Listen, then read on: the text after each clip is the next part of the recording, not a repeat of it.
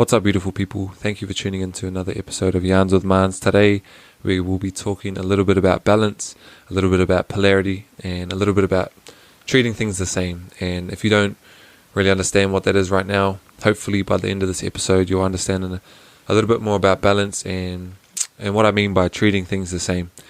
And I'm just going to dive straight into it. The way that this came up was I listened to a podcast a while ago, and it was the ICE Project, and it was from Isaac John, and he talks about this in general, and this was happening with me a little bit.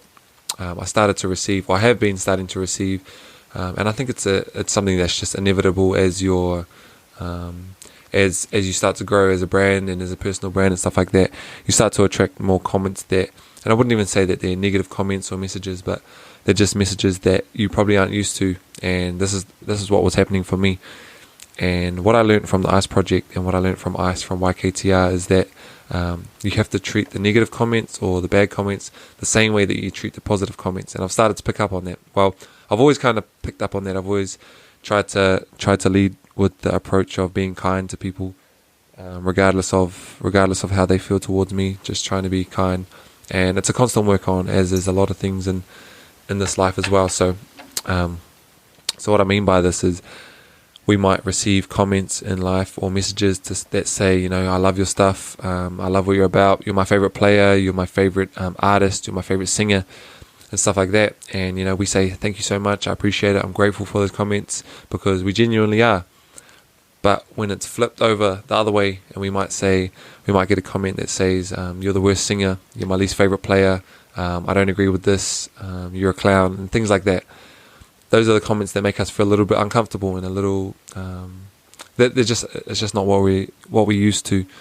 And so what I learned from Ice and what I learned from Gary Vee and a lot of people is you have to have sympathy and empathy for these kind of comments and these kinds of people, because you can't expect everyone to agree with you, but also the people that are sending negative comments, you have to look a bit deeper and also see maybe they haven't going through a rough patch in their life and they're projecting it onto you, or maybe things aren't going their way, or maybe they were never a talented singer themselves, so they want to project that onto you so that you feel bad about yourself. And so what I've learned from them is that you have to show kindness to these people and respond in the same way and say, hey, thank you for taking time out of your day to send this comment to me, to send this message to me. I'm very grateful. I'll take it into consideration if that's what you want to do, but that's what I've started to learn, is when I've started to receive these negative comments and people that say, oh my God, you use crystals, who uses crystals as a guy? People, these are the people that have grown up tough, and they've grown up, with parents that have told them that this stuff is seen as a weakness. So they're just projecting what they know onto me. And so I feel grateful that these people take their time out of their day to message me. When people say, things like you're a loser or whatever, I just say, hey, thank you, I'm grateful. I appreciate it. Have a great day. And it's really about not getting too high and not getting too low about those kinds of things. So treating them the same. I've got some examples of this, and I've got some examples of just treating things the same in general. And the one that came to mind, and I wrote it down here in my notes, is last year, 2021, when I was playing for the Wellington Saints. We had a really good season. We won 18 games, lost 2 games, and we won the competition. And we started off the season really good, and I think we might have started maybe 6-7-0. I can't remember exactly, but we were playing at home one game, and we had a big win. And we went back into the changing room after the game, and our coach Zico, he wrote on the whiteboard, and I'm pretty sure he wrote this, but I got this off his Instagram as well. But he wrote, "Triumph and disaster, treat those two imposters just the same." So, and what he was meaning by that was, we had won, I think, maybe 6-7 games in a row, and we've won by comfortable margins. I think our first 5 games we'd won by, the shortest margin was like 25 points. And so what he meant by this was triumph, which we had faced a lot of throughout those first 6 games. We hadn't faced disaster, we hadn't faced a loss, but it was to treat triumph and disaster the same. So the same way that you would treat a loss, treat a win the same way, and not get too high, not get too low. And this is where I think the law of polarity comes into play. And the law of polarity is that hot and cold aren't opposites; they're the same thing, just on different ends of the scale, or the I don't know if spectrum's the right word, but and nice and mean aren't different. They're the same thing, just on different ends of the ruler. And that's how I always imagine the law of polarity is like a ruler. And so you might have a negative comment on this side of the ruler, a positive comment on this side of the ruler, but you want to be right in the middle, and you want to treat them exactly the same. And that's kind of the takeaways that I always try imagine it as a bit of a ruler. So, triumph is at this end, disaster is at this end. We don't want to be too far ahead of ourselves on triumph, because we might get overconfident or cocky and start to fall into bad habits. And then if we're on the other end of disaster, we don't want to get too down on ourselves and lose confidence and feel like there's no hope. So it's best to live right in the middle and live right in balance and dabble in both and understand that both are inevitable, triumph and disaster in life. Bad comments and good comments are inevitable in life.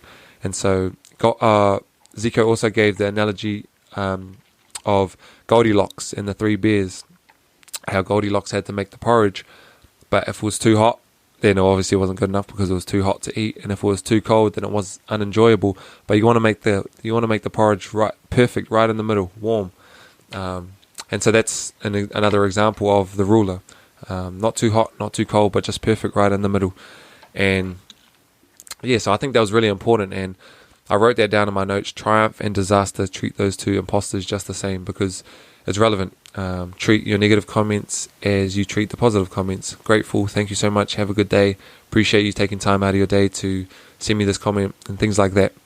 And I believe that, and what I wrote here is that I believe that the universe responds to your gratitude. So when you're grateful for all types of comments, when you're grateful for disaster and triumph, the universe responds to that and gives you more things in life to be grateful for. And I've always said that gratitude is the attitude. When you show gratitude, the universe gives you more things to be grateful for. So I believe it's important to show gratitude for these kinds of things. And yeah, another example that I have from this year was 2021 during the basketball season. I made a little deal with myself, or a little deal with myself, that I wouldn't drink alcohol during the season, and which was really good because it shows discipline, it shows sacrifice.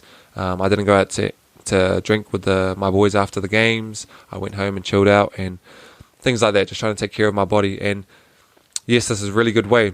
And I look up to people like Kobe Bryant, who make big sacrifices like that, with no partying and things like that.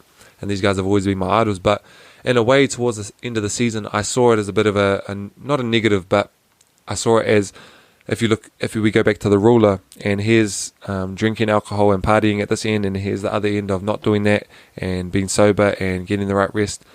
And I think that it's important to also live in the middle of that, because what I tell people is, I think I took myself and I took things a little bit too seriously towards the start of the season.